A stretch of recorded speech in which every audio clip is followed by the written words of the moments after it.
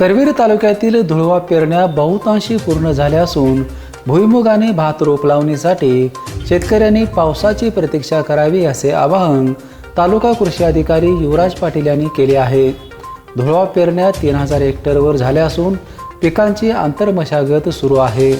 पावसाअभावी सोयाबीन, भुईमुग, भात रोप लावून खोळंबले आहे। 15 जून नंतर चांगल्या पावसाची शक्यता असल्याने शेतकऱ्यांनी पुरेसा पाऊस झाल्यानंतर खरीपाची पेरणी करावी असे आवाहन कृषी अधिकाऱ्यांनी केले आहे। सर्व शेतकरी बांधवांना विनंती करतो की कृषी हवामान खात्याच्या पावसाचा अंदाज हा 15 जूनपासून पाऊस येण्याची अपेक्षा आहे। तर पुरेसा पाऊस पडल्यानंतरच सर्व शेतकऱ्यांनी पेरणी करावी। तसेच तालुक्यामध्ये जवळपास 10,000 हेक्टरवरती खरीपाची लागवड होत असते। त्यामध्ये प्रामुख्याने भात, भुईमुग, सोयाबीन ही पिके आहेत।